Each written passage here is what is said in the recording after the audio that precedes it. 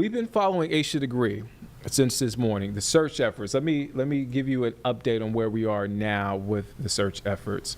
So this is you can find this on WCNC.com. So a Lincoln County property that was searched Friday in connection with the disappearance of Asha Degree was once owned by a prominent figure in this investigation, according to records. Now, the property located at the intersection of North Carolina Highway 274 and North Carolina 182 appears to be vacant, boarded up building near a fire department. So earlier we went through a timeline of Asha Degree in this case, and do we want to go through the timeline? Okay. We're gonna go through the timeline again. Just I'm talking to Jeb right now, just trying to make sure where we get some ducks in a row. But again, so let's start here on the timeline. February 14th, Valentine's Day 2000, Asha Degree disappears. Investigators say Degree disappeared from her bedroom in the middle of the night on Valentine's Day, sometime between 2:30 a.m. and 6:30 a.m. There was no sign of forced entry and no promising scent trail for search dogs to follow. At least two people claimed to see a young girl walking along NC Highway 18 around 4 a.m. One person said when they turned around to check on the person, the girl ran into the woods and wasn't seen again.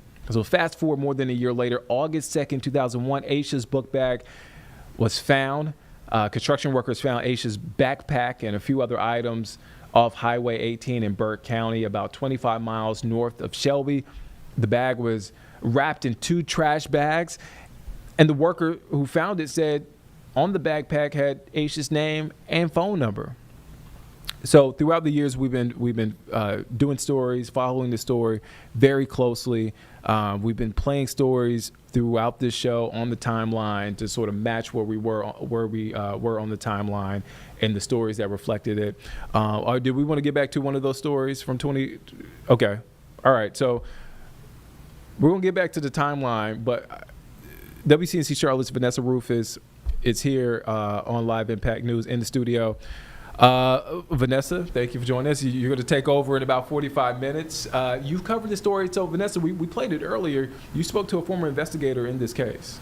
Yeah, that was an interview for folks who are watching in prior hours here on Live Impact News, an extended interview with Rick Schaefer, who was actually one of the first investigators to be put on this case. And he is since retired from the FBI, but it was a really interesting insight because he basically was there from the beginning. So he talked about basically being called out there eventually with the FBI being called in to assist, the fact that this case struck him so hard and the fact that it just really, answers seemed to elude them for so long that he actually ended up carrying Asha's photo around with him, like on him at all times, just hoping that running into random people, he might show her picture and be able to finally get some answers. So for him, this is like, for our folks who read, Moby Dick, this is like his white whale, if you will. Yeah. A case that he still thinks about today. We talked about how he had retired from the FBI, but even after folks started replacing him on this case, as they started to get new folks within the Bureau who were tasked and assigned with this case, that he would still check up on them and see how they were handling things. And I could just tell by, our chat that this was something he still thinks about to this day.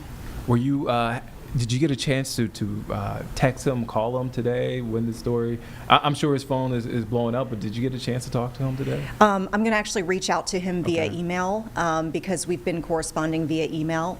And yeah, I'm curious to hear what he has to say. When we last spoke back in September, he kind of reiterated the fact that since he's no longer involved with the case, he's not really able to talk about current situations, what sort of evidence might have been found recently and that sort of thing. So his insight is purely historical, if you will, going back to the very beginning and just all of the twists and turns. And for a while, as you mentioned, the fact that things kind of went cold for a bit, and then all of a sudden September hits and people are re-energized with this case.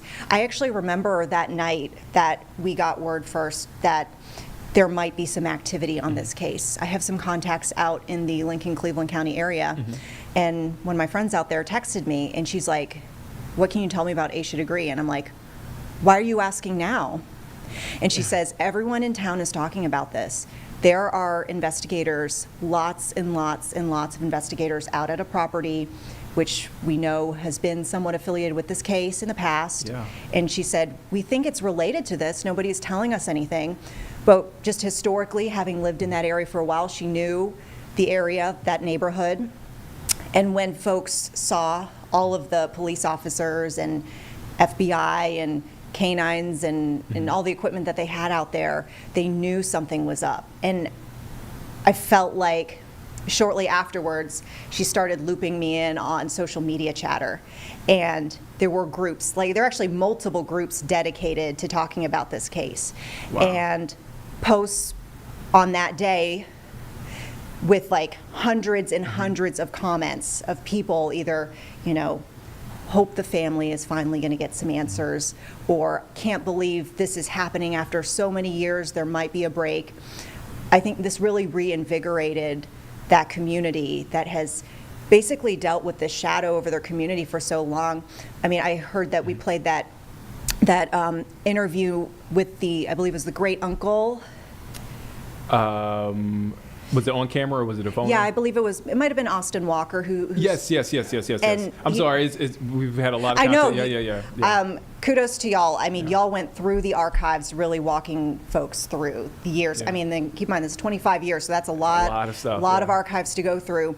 But something, when I was listening to that interview I was watching at home, that struck me was, the fact that he said, every time I go past her picture. So, I mean, there are reminders of Asha in that community to this day, reminders that this case is still not totally solved, even though it does seem right now that investigators are getting really close. It really feels like that, right? Yeah. And even in my interview with the former investigator, Rick Schaefer, he talked about that fact that it feels like we're getting somewhere, and this is kind of exciting to think that there could be some closure.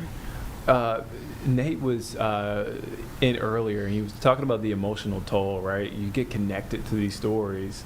For you, because you have friends in that community, I'm sure that what they're feeling seeps over to you, right? Yeah, I mean, I think when I heard from my friend that night, I mean, she was, God bless her, she was texting me a lot. Like, she was like, what have you heard? Do you have any updates? Next morning, she's like, have you heard anything? And it just really showed me how important this case is. I mean, we know it's important, right? Yeah. We've covered this for years and years. And I remember, too, I came here to Charlotte, and I started here with WCNC Charlotte in January of 2020. And we know that we mark Asha's case. We usually tend to resurface her case on Valentine's Day every year. And so that was one of the first cases, long-standing cases, if you will, that I became acquainted with when I moved here to Charlotte. Having started in January 2020, that was the year that they marked 20 years of her disappearance. They released that age progression photo showing her what she would look like if she were a young woman today. And I remember looking at that photo and going, she should be a young woman. That should be a real picture of her. Yeah. But we just don't know if she's alive. At the time, we didn't know. And it made me really sad. And it embedded that story in my mind. Like, whenever I see that age progression photo of her supposed to be around her 30s, she should be in her 30s right now, and alive, and having whatever life she wanted for herself.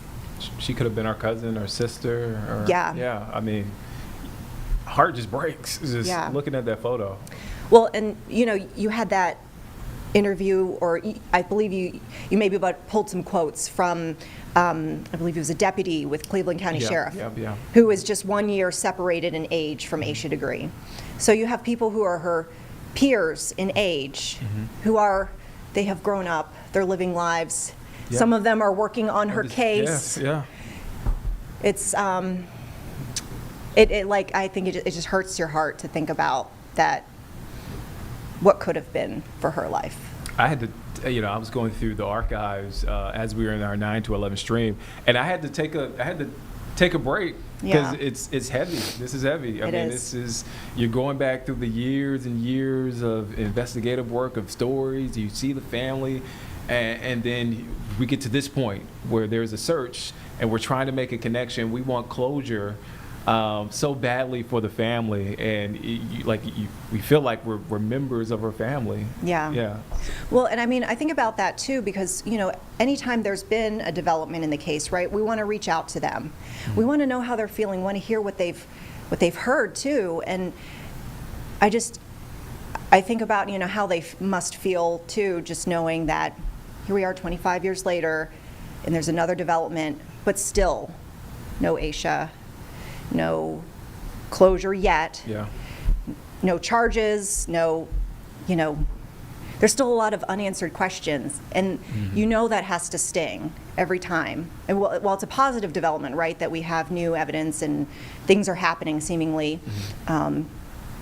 it has to sting for them to know that they have to, you have to relive this. Yeah. They have to relive this every single time something new happens, and I just. My heart breaks for them.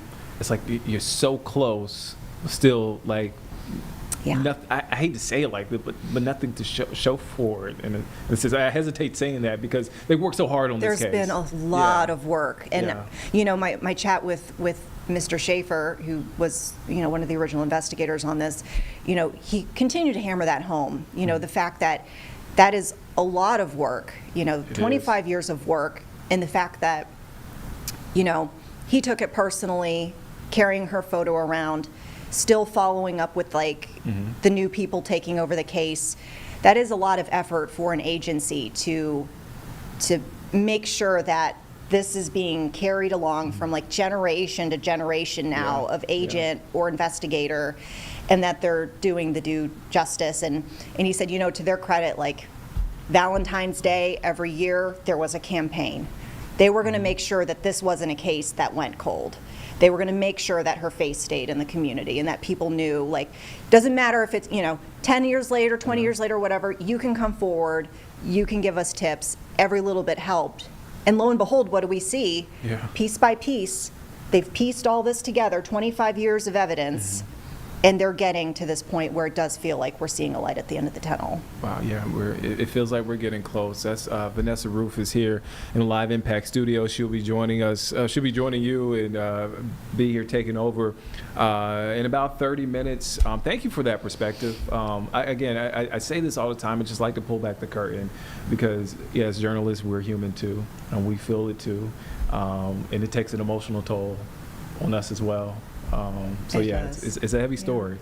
You want to continue back on the timeline, Jeb? I think we restart the timeline. Okay, let's restart the time. Vanessa, thank you again. You're welcome.